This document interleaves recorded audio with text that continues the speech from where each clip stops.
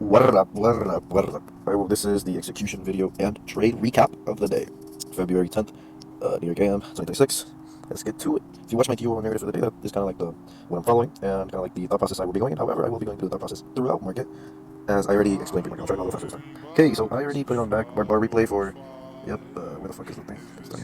Alright, so we're gonna go a minute each, right? Alright, New York, 9:30 opens, we make this 9:30 high. Keep her moving, keep her moving. I typically don't trade before 5 minutes, that's something to consider. Just going down, we sweep this data low. It's a little interesting. Which is good, we're getting up the low, which is exactly what I want as we left the high of day. We left session liquidity and ODS. We also left even more session liquidity, but I mean, that's not succeed.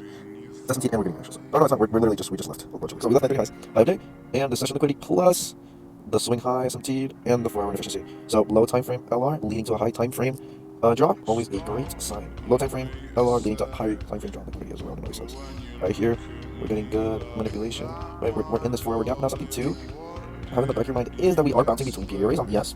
We were in this inefficiency, and in this one, we're just bouncing around waiting for confirmation, which we are going to get as 9:30 open lows to confirm that bias. And we do have reasoning to go higher as you're just respecting bushes there. So assumption plus confirmation, as I was saying last video.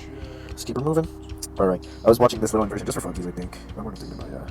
We got low of day here, which we do sweep, and we sweep Asia lows right here.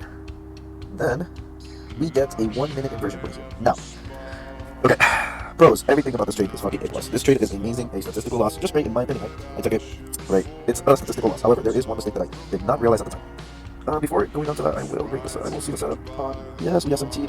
Asia lows this. Yeah, not true manipulation. Well, true manipulation in the sense that we are manipulating into a high time period. However, yeah, we are respecting this range as well, so it's kind of like a continuation. Yes, and a fully reversal on here. Regardless, we are in a high quality, high time frame state of distribution on both assets, which is what you're looking for. What do I mean by that? If ES was just like fucking playing with its like big and just like not doing shit and like just not in a state of distribution, it's not great. It's not really like a great sign. Right? It's a valid fade if ES and P were just not correlated at all. However, at the time this was great. However, something that I did not take into consideration, which is something that so I won't get mad, is that we edged this 15-minute gap.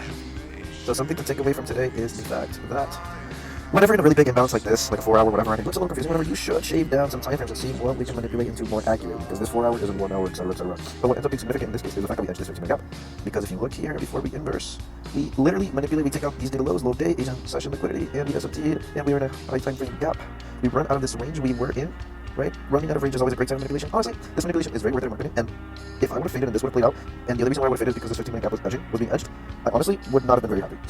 I honestly, in the grand scheme of things, don't really care whether mistrades, loose trades, or win trades, as that should be like really the point, but it would upset me that I ignored such an amazing April setup just because of an edged 15-minute. It's something to take into consideration moving forward, which I will do.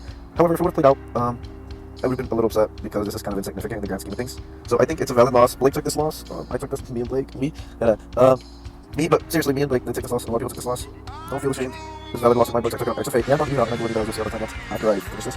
I do cycle my EVAs, I don't really care about them, so yeah, I reported this to EVA, and I took it off. So I was gonna hop off, but I was like, if you get a stop hunt, or like, it's just better manipulation to the 15-minute, or I don't have 15-minute at the time, but yeah, if you get a stop hunt, it looks really nice, or whatever, I will take it. Whatever, I did take it on next time, so I didn't look at it. But yeah, pretty much that is literally everything. 9:30, it is a MAC with generated liquidity in my opinion. This is still like, it is right about 9:45 is about open, which is something to take into consideration as well. PL3 in 15-minute intervals. Also, really important is time discount with the high time frame PL3 in correlation. So what do I mean by that? If price by the 15-minute interval is below 9:30 open, or above it, that's what I mean by it. So if it's below, it's at a discount of 9:30 PL3. If it's above, it's at like a 10 premium.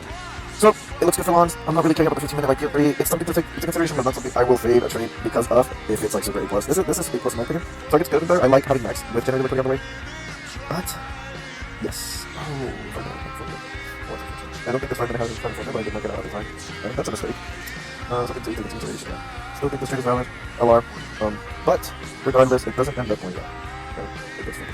We get that stop hunt, and we tap the 15-minute, and then we get that 30-second inversion, which I thought the gap was higher, and I was looking at the 1 minute because I was on 30-second on my phone. Like I went to like go drink water or something. Or I just remember I saw 30-second on my phone. I want to take that. And then the chart I wait until like okay, so I get it late. However, still a great trade. It was like a million RR for some people.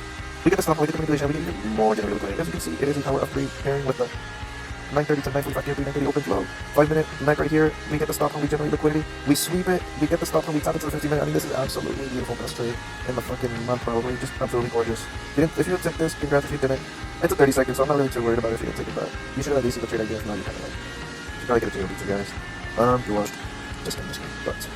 Yeah, just super nice. Aggregation matches up perfectly. Generation of liquidity leading up to a 5-minute is always amazing. That's why I like to take my max. Same as Ronan, he likes to see liquidity to the 5-minute instead of just targeting 5-minute. Kind of seeing like internal to external. Imagining the 5-minute was external, but it's just more, you just, like, Max in and of itself is, pretty scary, as you're taking reversals. But, yeah, all in all, just hella targets, 930 high, and high update. That's just the low time frame targets, we're not even talking about drops, so just a lot of alarm leading to high time frame DOL. So, gas. So you can just see price fucking rips. So on the time lapse that we're going to put right now, and as I was saying, as I was, like, showing you guys the, like, market maker models, or any model you just want to see it from the high time frame to the low time frame, and stuff like that. So I'll post the checklist for both trades at the end, and as well as my time lapse. Alright, later boys, catch you tomorrow.